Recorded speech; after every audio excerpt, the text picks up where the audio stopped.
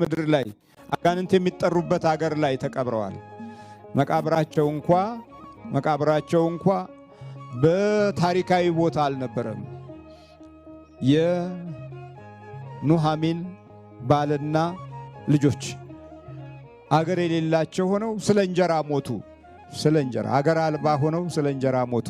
እሷ ግን እግዚአብሔር ሕዝቡን እንደጎበኘ ሰማች። ከዛ በኋላ ምንም አላመነታችም። ተነስታ ብቻ ወደ ቤተልሔም ጉዞ ጀመረች። ወደ ቅድስት ሀገር ጉዞ ጀመረች። በገብስ እሸት ዘመን ደረሰች።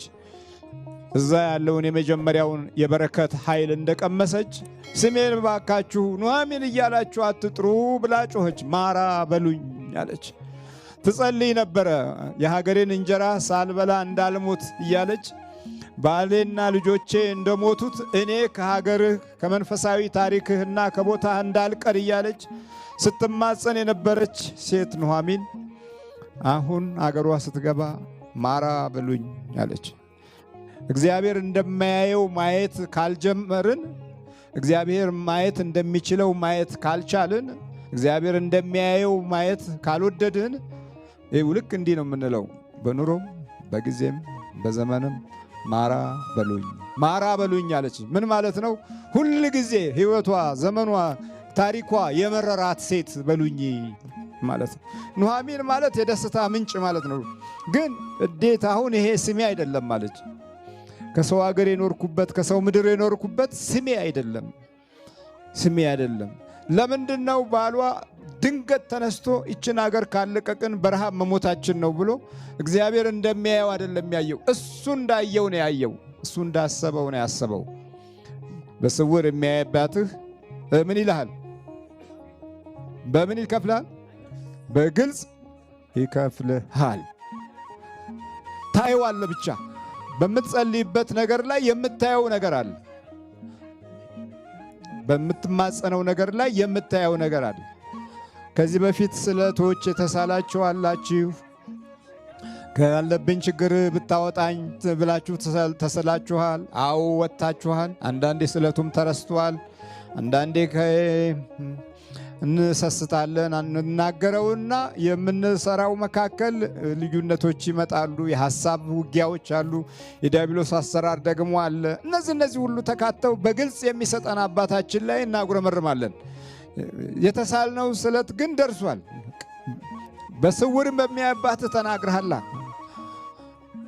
በስውር በሚያባትህ ተናግረሃል። የጸሎትን ትልቅ ኃይልና ጉልበት እንዲያገኝ የሚያደርገው አንዱና ትልቁ ለብቻህ ተንበርክከህ ወደ ፈጣሪህ የምትናገረው ነገር ሁለንተናዊ መልሱን ስታገኘው በጣም እግዚአብሔርን ታደንቃለህ። በጣም እግዚአብሔር በስውር የሚያባትህ እንዴት እንደሚሰማ፣ በስውር የሚያባትህ እንዴት በግልጽ እንደሚከፍል ቃሉን ጠብቆ ታገኘዋለህ።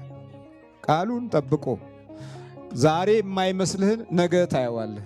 ዛሬ የማትጠብቀውን ነገ በግልጽ ስታየው የስውር አባታችን እይታ ከማንም በላይ የተገለጠ ነው ማለት ነው እና በስውር የሚያይ አባታችን ባይጠብቀን ዛሬ በብዙ ጠላቶቻችን መካከል ብዙ ውድቀት በሰፋ ነበረ።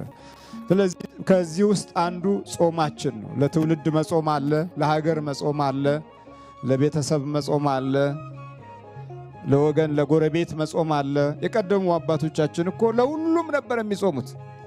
ዛሬ እንደውም ጾማችንን ለሌላ ነገር ነው የምናውለው። በጾማችን ጊዜና ዘመን ክፋቶች ናቸው የሚገለጡት። ተንኮል ነው የሚገለጠው። ምቀኝነት ነው የሚገለጠው። ስለዚህ በስውር በሚያባታችን ዘንድ ሳይሆን በስውር የሚያጠቃን ሰይጣን ዛሬ እድላችንን፣ ጊዜያችንን፣ ዘመናችንን ሁለንተናዊ በሆነ መንገድ ወሮታል። ትውልዳችንን በብዙ መንገድ እያስጨነቀው ይገኛል። ይሄኛውም ደግሞ በስውር ነው የሚያየው። እግዚአብሔር በስውር እንደሚያየው ሁሉ ይሄኛውም በስውር ሲገባ አታቀው፣ ግን ሲጀምርህ አንዳንድ ምልክቶች ያሳይሃል። ቅዠት ምናምን፣ አንዳንዴ መንፈራገጥ፣ አንዳንዴ መኝታህን መለወጥ፣ አንዳንዴ አቅጣጫ ትራስህን ማዛባት፣ እነዚህ አንዳንድ ምልክቶቹ ናቸው። ሌሊት መባተት፣ ድንገት መበርገግ፣ የልብ መምታት በየሰዓት እየጠበቀ እነዚህ ጠባያቶቹ ናቸው። ዓይንህ ላይ ደግሞ በሚቀመጥበት ጊዜ ብዥታዎች፣ አንዳንድ ጊዜ የምታየውን ነገር በመንፈሱ ዓይን እንድታይ ያደርጋል። የምትመርጠውን ነገር በመንፈሱ እንድትመርጥ ያደርጋል። ውስጥ የሕይወት ምርጫ ላይም ሁሉ በስውር ብዙ ነገሮችን ያዛባብሃል። የምትይዘውን በረከት እንድታጣው ይታገልሃል። የጨበጥከው ላይ በአንድ ጊዜ በማታውቀው መንገድ እንዲወድምንና እንዲበክን ያደርግሃል። የነካኸው ያየኸው ሁሉ መባረክ ያቅተዋል። ደሞዜ የምትለው ነገር ላይም ምንም ውስጥ እንዳይገባ አድርጎ በረከት አልባ ያደርግሃል። ይሄ በስውር የሚገባው መንፈስ ነው። በስውርም የሚሰልቡህ አሉ፣ በስውርም የሚነጥቁህ አሉ። እግዚአብሔር በስውር የሚያይህ ከሆነ በግልጽ ይህንን ጠላትህን እንድትቋቋም የሚያግዝህ ታዲያ የዕለት አምልኮት ሲኖርህ ነው። ጠዋት 21 ማታ 21 ስብሐት ለአብ ስብሐት ለወልድ ስብሐት ለመንፈስ ቅዱስ ሃሌሉያ ለአብ ሃሌሉያ ለወልድ ሃሌሉያ ለመንፈስ ቅዱስ እያልክ ሰግደህ ወይ 27 ሰግደህ ስትወጣ እጅህን ወደ እግዚአብሔር ስለዘረጋህበት እጅህ የነካው ነገር ሁሉ ተባርኮ ይውላል። እየሰማችሁ ነው? ተባርኮ ይውላል። በቃ የምትጽፍም ከሆነ የምትጽፈው መልካም መልካሙን በጎ በጎውን ለአንተ የሚሆነውን ነው። እንዲህ ያላመለክበት እጅና ያልሰገድክበት ጉልበት ሁል ጊዜ በስውር ለሚያይ ጠላት እጅ ውስጥ ይገባል። ማታም ደግሞ ዝም ብለህ መተኛት አይደለም። በስውር ለሚያይባትህ እንደዚሁ ክብር ምስጋና ይግባ ብለህ ሰግደህ በርከክ ብለህ ጸልየህ ቅዱሳንን አመስግነህ የመላእክት እርዳታን ጠይቀህ በስውር ነው የሚያዩት። አንተ የምታየው ዓለማዊውን ነው። እነሱ የሚያዩት ጥልቁንም ከውስጥም ከላይም ከውጭም ነው። ዓይናቸው ብርሃናዊ ዓይን ነው። ኤክስሬ እንኳ አለን አይደል? እንደኛ በአቅማችን ይሄው ኤክስሬ አለ አይደል? ስትፈልግ ኩላሊት ስትፈልግ ሳምባህን የሚያያል አይደል? ይሄኛው ይሄ በሰውኛው ነው። ግን ነፍስህን አያይም እሱ፣ ወይም ሰይጣንን አያይም። ሚሊዮን ሰይጣን እያለ ኤክስሬ ውስጥ ብትገባ ሚሊዮን ሰይጣን አይታይም። የሚታየው ያንተ ስጋ ነው። ይሄ ስጋው ብቻ ነው። እና በውስጥ ግን ብዙ ጠላት አለ። ያንን የሚያጠቃልህ በስውር የሚያይባትህ ነው። በስውር የሚያይባትህ በግልጽ ጠላትህን ይዋጋልሃል ማለት ነው። እዚህ የምታየው ሁሉ በስውር የገባ ነው እንጂ ሲገባ እኔ ገብቻለሁ ያለ ሰይጣን የለም። እኔ ያስኩት ያለ የለም። ግን ጸሎት ቤት ካለህ መንበርከኪያና መስገጃ ካለህ ሲገባም ታውቀዋለህ። የምታውቀው ምንድነው? መንፈሳዊው ነገርህ ላይ ንቃት እንዳይኖርህ ያደርጋል። የመጀመሪያው ትልቁ አሰራሩ እሱ ስለ መንፈሳዊ ነገር የሚሰማህን ስሜቶች ማጥፋት ነው። እዚህ ላይ ደግሞ 3 አይነት ስሜቶች አሉ። ወደዚህ ቀደም ብለህ ዝም ብለህ ቤተ ክርስቲያን ትመላለስ እንደሆነ ተመላልሶ ይለምዳል እሱ። ይሄ እንዲህ አይነት ለማዳ ሰይጣኖች አሉ። ለማዳ አንበሶች እንዳሉ ሁሉ ለማዳ ሰይጣኖች አሉ፣ ለማዳ አጋንንቶች አሉ። ይመላለሳል አብሮ። ግን አንዳንድ መሰረታዊ ነገር ላይ ህይወትህ በጠላት እጅ መያዙ ይታወቃል። አንደኛ ልጸልይ ስትል ይጠፋል። ሁለተኛ እሰግዳለሁ ስትል አቅም ያንሳል። በጎ ነገር አደርጋለሁ ስትል ደግሞ ያምሃል፣ ውስጥህን በሐሳብ ያምሃል። ቸርነትን፣ ቅንነትን በህይወትህ እንዳትይዘው ይፈልጋል። ይሄ ዝም ብሎ ማቶስቶስና ወሬ ብቻ መንሸዋከክ ብቻ ያበዛብሃል። ይሄ በቃ ወደ ቤተ ክርስቲያን የገባ ሾካካ ነው ማለት ነው። ሾካካ ሰይጣን አለ። ሹክክ ይልና አብሮ በቃ እዚሁ ይለማመዳል። ከዛ እንዳውም ውጪ ከምትሰራቸው ክፋቶች ይልቅ የበለጠ እዚህ ተመሳስሎ ከአንተ ጋር የሚሰራው ክፋት ይበልጣል። ይሄ እንዲህ አይነቱ ሞላጫ ሰይጣን ነውና ይመሳሰላል ማለት ነው። ለዛ መመሳሰል ዋናው ትልቁ ነገር አለማምለክና ቅንነት አለመኖር ነው። የተፈጥሮ ቅንነት ማጣት የበለጠ ይህንን ሰይጣን ያሻሽለዋል። ይሄኛው አይነት ሰይጣኖች ቶሎ አይወጡም፣ ቶሎ አይያዙም። ምክንያቱም እናቃለን የሚል ባህሪያትም አላቸው። እውቀት አለን፣ በደንብ ወንጌል ተምረናል ወይም ደግሞ ማስተማር እንችላለን የሚልም ባህሪ አለው። እንዲህ አይነቱ መንፈስ ቶሎ መቆጣጠር አደገኛ ነው፣ በጣም ያስቸግራል። ሌላው ምንም ስለ መናፍስት ጉዳት ሳታቅ ወደዚህ ስትመጣ በቅጽበት የመነቃነቅ ችሎታ አለው። ቶሎ ይያዝልሃል። ለምን? ማምለክ ጀምረሃል፣ መስገድ ጀምረሃል፣ በመቁጠሪያ መግረፍ ጀምረሃል። ራስህን ለእግዚአብሔር አሳልፎ የመስጠት ኃይልና መንፈሳዊ ልምምድ እያደረክ ነው። እንዲህ ከሆነ ደግሞ ቶሎ ይያዛል። ቶሎ ለመያዙ ዋናው ምክንያት በእምነታዊ ኃይል በኩል እግዚአብሔርን እየፈራህ እየመጣህ ነው ያለው። ይህን ለመቆጣጠር ብዙ አያስቸግርም። ደግነትንም ቅንነትንም የበረከት ስራዎችንም ለመስራት ውስጥ ቶሎ ስለሚዘጋጅ የዚህ ጊዜ ምሕረቱ ፈጠን ይላል። የእግዚአብሔር ቸርነትም እግረ መንገዱን እየተገለጠ መንፈሳዊ ጥበቃውን ካንተ ጋር ያደርጋል። መንበርከክህና መጸለይም ዋጋው በግልጽ የሚታይ ይሆናል። ጠላትህን ታሸንፈዋለህ። ግደለው ከተባለ ሰይጣን እግዚአብሔር አትገለውም የሚለው መልእክት የሚያስተላልፈው በስውር የሚያይ አባታችን። ሌላው ቃሉ በስውር የሚያይ አባትህ አለ እንጂ በስውር የሚያይ አጎትህ አይደለም ያለው። ምንድን ነው ያለው? አባትህ ነው ያለው። አባት የሚሰጠው አለው። አባት የሚያወርሰው አለው። አባት የሚያካፍለው አለው። አባት የሚመገበው አለው። አባት የሚያለብሰው አለው። አባት የሚመራው አለው። አባት ሁሉንም የሚያደርግ ነው። ይሄ በስጋዊው አንጻር ሲታይ ማለት ነው። በመንፈሳዊው ሲታይ ደግሞ አባትህ በውስጥም በውጭም ሁሉንም ነገር ያደርግልሃል ማለት ነው። በስውር የሚያይ አባትህ በምን ይሰጣል? በግልጽ የተገለጸ ነገር ነው። በዓለም ሲታይ በግልጽ ለመስጠት በጣም እንቸገራለን። በስውር የሚያይ አባት ግን በግልጽ ለመስጠት ብዙም አይቸገርም። አንድ ወቅት አብርሃም ተሰዶ እንደነበረ እናስተውል። ተሰደደ፣ ረሃብ ያዘው። እግዚአብሔር ከተገለጠለት በኋላ ነው ስደቱ። ግን የሚገርመው ይሄ ነው።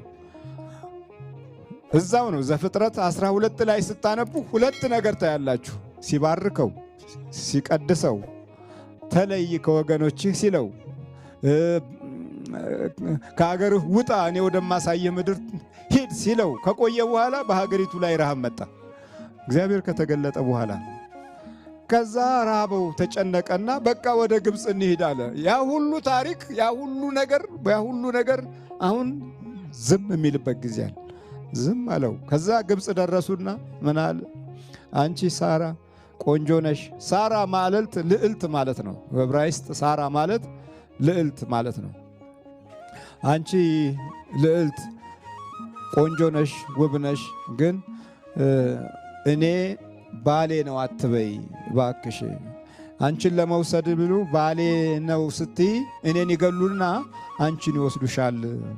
እኔ እንዳልሞት ወንድሜ ነው በይ አለና ነገራት። በኋላ የፈርዖን ሰራዊት መጡና ምን ነች ስሉ እህቴ ነች አለ። ምንሽ ነው? ወንድሜ ነው አለች። ከዛ እንደዛማ ከሆነ በቃ ብለው እሷን ይዘዋት ሄዱ። በዛች ሌሊት እግዚአብሔር ስራ ጀመረ። በሳራ መወሰድ እግዚአብሔር ስራ ጀመረ። ለምን? ከሳራ የሚወለደው የድንግል ማርያም ዘርና የኢየሱስ ክርስቶስ መገለጥ የሚታይበት ነገድ ገና ይወጣል። ገና እኮ ነው፣ ገና ነበር። ግን ቢሆንም ሰይጣን ትግል ጀመረ የሳራን ሕይወትና ዘመን ለማዳከም። በሌሊቱኑ እግዚአብሔር ስራውን ጀመረና ሁሉንም በፈርዖን ዙሪያ ያለውን ሰራዊት ሁሉ ሆዳቸው አብጦ ተነፍቶ አደረ። በኋላ ሲቃዥ ፈርዖን የአብርሃም ሚስት ነች መልስ አለው የእግዚአብሔር ድምፅ። በማዕበል ውስጥ በስቃይ ውስጥ እግዚአብሔር ተናገረ። አንዳንዴ እንዲህ ነው። አሁን ካልተቸገርን የእግዚአብሔር ነገር አንሰማም። እኛ ኢትዮጵያውያን አስቸጋሪዎች ነን። ካልተቸገርን ካልተሰቃየን ወደ አምልኮት አንመጣም። በታሪክም እንደዚሁ ነን። ስለዚህ ዲያብሎስና ሰራዊቱ ይሄው ተፈታና ተለቀቀ። በእያንዳንዳችን ላይ ግራ መጋባትን ተከለብን። ግራ መጋባት በቃ ያየነው፣ የሰማነው፣ የነካነው፣ ያሰብነው፣ ያቀድነው ሁሉም ነገር ግራ መጋባት። ከዛም በኋላ ሳራ ወደ አብርሃም ስትመለስ እግዚአብሔር ለፈርዖን ተናግሮ ነበርና እርቦኛል ያለው አብርሃም በብዙ ግመሎች የተጫነ ሀብትና ወርቅ፣ ብዙ አገልጋዮች፣ ብዙ እንስሳት፣ ብዙ በጎች፣ ብዙ ፍየሎች ከመንግስት ተላከለት። ፈርዖንም መጥቶ አንተ የእግዚአብሔር ሰው ሆይ አለው። አንተ የእግዚአብሔር ሰው ሆይ ለምንድነው እንደዚህ ያላልከኛል? ርስት ከዚህ በኋላ ከዚያ በዚህ ምድር ሄ በሙሉ ላንተ ሰጥቻለሁ አሉ። ለከብቶች፣ ለፍየሎች፣ ለበጎች፣ ለግመሎች፣ ለአገልጋዮች የሚሆን ርስትህን በሙሉ ውሰዳለሁ። ተመልከት እንግዲህ የአብርሃም ፍርሃት ሌላ፣ የእግዚአብሔር ክፍያ ሌላ። አለ ሀገሩ፣ አለ ዘሩ፣ አለ ቦታው፣ አለ ሀብቱ፣ አለ ገንዘቡ ባለ ገንዘብ፣ ባለ ሀብት፣ ባለ ሀገር ሆነና ኖረ። እግዚአብሔር ስሙ የተመሰገነ። ሳራ ስትሞትም በነበረበት ጊዜ በከነዓን ምድር የቄጢ ዘሮች የሚባሉ ነበሩ። እነሱ የያዟትን ምድር ለመቅበሪያ ትሆን ዘንድ እባካችሁ ስጡኛል። ቄጢ ማለት ቀጥታ በእኛ ሲተረጎም አሰቃቂዎች ማለት ነው። የአሰቃቂ ዘሮች ለአብርሃም ርስት እንዲሆን፣ ለመቃብር ርስት እንዲሆን የአሰቃቂዎቹ ዘሮች ምን አሉ? አንተ ከእግዚአብሔር አለቃ ሆነህ የመጣህ ነህ እኮ። እረ ይሄውና ይህንን የኤፍሮንን ምድር ለሳራ መቅበሪያ ይሆንህ ዘንድ ርስት ሰጥተንሃል አለ። አይ በገንዘብ ልክፈል አለ። በገንዘብ ከፍሎ ያችን ርስት ወዲያውኑ የቄጢ ዘሮች ርስት የነበረችውን ኬብሮን ብሎ ስሟን ጠርቶ በኬብሮን ሳራ ልዕልቲቱ ተቀበረች ማለት ነው። ሳራ እንኳ ሞታ በችግር ጊዜ አብርሃም ርስት አልባ ነበረ። የመጀመሪያው የአብርሃም ርስት ኬብሮን ሆነች። እግዚአብሔር ስሙ የተመሰገነ። ኬብሮን ማለት የቃል ኪዳን ምድር ማለት ነው። እግዚአብሔር ይኸውልህ እንግዲህ ምንም በሌለህ ጊዜ ሁሉ እንኳ ከምንም በላይ ሁሉም ነገር እንዳለህ አድርጎ ያዘጋጅልሃል። በስውር የሚያባትህ በግልጽ ይሰጥሃል። በአደጋ በችግር ጊዜ በመዓት ጊዜ 3 ደቂቅን ተመልከቱ። ሕዝቡ ሁሉ ጠልቷቸው አፈር ብሉ ብላቸው ድራሻቸው ይጥፋ በእሳት ይቃጠሉ ተብሎ ያ ሁሉ የእሳት ነበልባል ተዘጋጅቶ በመካከሉ በግልጽ መጣ ማለት ነው። ቅዱስ ገብርኤል በግልጽ መጣ። በስውር የሚያባትህ በግልጽ ይሰጥሃል። ለዚህ ነው አባቶቻችን በየዋህነት ጸልየው አገርንም ወገንንም ጠብቀዋል። ዘመናዊ መሳሪያ ከሚጠብቀው በላይ በእግዚአብሔር እሳት አገር ጠብቀዋል። በእግዚአብሔር እሳት ወገን ጠብቀዋል። ወይም ስለ ወገናቸው በእግዚአብሔር ስምና ክብር ታማኝ ሆነዋል። ዛሬ በየቦታው ችግር ነው። በየቦታው ስርቆት ነው። በየቦታው ሌብነት ነው። በየቦታው ችግር ነው። ስለዚህ እኛ ሁለንተናዊ የሆነው ነገሮች ውስጥ የእግዚአብሔር ክብርና ጸጋ እየጎደለ በመጣበት አኗኗር ውስጥ ነው የምንኖረው። በስውር የሚያባትህ በግልጽ ይከፍልሃል የሚለውን መንፈሳዊ ኃይል ለመያዝ እድሉን ስናጣ ከድምፆቻችን ከአነጋገሮቻችን ጋር ጭምር ነው ሁለንተናዊ የሆነ ባዶነት እየታየ የሚመጣው እና በስውር የሚያባትህ በግልጽ እንዲያይ ዛሬ የሚያስፈልገን ጾም፣ ጸሎት፣ መንበርከክ፣ አምልኮት ከማንም በላይ ከምናሳየው ነገር በላይ ትልቅ ዋጋ ያለው ነው። ትልቅ መንፈሳዊ ሞራልና መንፈሳዊ ጥበብን ሚይዝ ነው። በስውር የሚያባትህ 3 ነገርን ያሟላልሃል። አንደኛው ውስጥህን በመለኮታዊ ኃይሉ ይጠብቅሃል። ሁለተኛው ውጫዊ ኑሮህን በበረከትና በመንፈሳዊ ተስፋ ይጠብቅሃል። ሶስተኛው የሚሰጥህን ነገር አስቀድሞ እርሱ እንዲያዘጋጅ አንተ በቂ ጊዜና ሰዓት ትሰጠዋለህ። ከዛ ያዘጋጅልሃል። እነዚህ 3ቱ ነገሮች ከጎደሉን ሁሉንም የምናዘጋጀው እኛ ስለሆነን ይዝረከረክብናል። አየህ፣ እዚህ ጋር ስለ እንጀራ ስትደግም እዚህ ጋር ሰላቢ ይወስድብሃል። እዚህ ጋር ስለ ደሞዝ ስትሰራ እዚህ ጋር ገንዘብህ በቂ አይደለም። የሚቸኩል ጊዜ አለ። በረከትን የሚፋለም ጊዜ አለ። በረከትን የሚፋለሙ ሰዎች አሉ። የማይበቃቸው የማይጠግቡ አሉ። ምንም የማይረኩ አሉ። እነሱ በአንድ በኩል ይፋለሙሃል። ትደክማለህ፣ ምስጋና የለም። ትጥራለህ፣ ምንም የለም። እንደገና ሰርተህም ትበሳጫለህ፣ ደክመህም ትበሳጫለህ። ህሊናህ በቃ ካንተ ጋራ ራሱ የአእምሮም የሁሉም ነገር መከራ ነው። እግዚአብሔርን ስላላካፈልከው በሐሳብ በቃ አንተው ብቻ ትጨነቃለህ። የአእምሮ መድኃኒት ይሰጥሃል። በቃ ማንቀላፊያ ስትተኛም ስትነሳም ኪኒን ይሰጥሃል። ለመንቃት አንድ ኪኒን፣ ለመተኛት አንድ ኪኒን፣ 2 ኪኒን ትወስዳለህ ማለት ነው። ለመበረታታት ሌላ ውጪ እንደዚህ ነው። በቃ ለመንቃት ገና ብድግ ይሉና እንዲነቁ አንድ ኪኒን ወስዱና ይተኛሉ፣ ይነቃሉ። ለመተኛት ደግሞ ቀደም ብለው ገና ፀሐይዋ ሳትገባ አንድ ኪኒን ይወስዳሉ፣ ማታ ይተኛሉ። ስለዚህ ሰውነታቸው በመንፈሳዊ መለኮታዊ ኃይል የሚመራ ሳይሆን በኪኒንና በዚህ በቅዠቱ ዓለም መንፈስ የሚመራ ሆኖ እየተሰቃየ ያለን ትውልድ ነን። ለዚህ መድኃኒቱ ታዲያ ጾምና ጸሎት ነው። አሁን ጾም ጀምረናል። ሰውነታችን አስፈላጊውን ነገር በደንብ እንዲዘጋጅ ያደርገዋል። በልተን ያተረፍነው ነገር አሁን ከመናፍስት ጋር መብላት ነው፣ ከአጋንንት ጋር መብላት ነው እና አሁን ያን ሁሉ ለመቋቋም እንድንችል በስውር የሚያባትህ በግልጽ እንዲሰጥህ በጾምና በጸሎት የመኖር እድላችንን ማስፋት ይጠበቅብናል። በዕለት ኑሯችንም ውስጥ የአምልኮት ኃይል መገለጥ አለበት። ልዑል እግዚአብሔር ከሁላችን ጋር ይሁን። በክርስቶስ ሥጋና ደም ታተመን የመንግሥቱ ወራሾች እንድንሆን እግዚአብሔር አምላካችን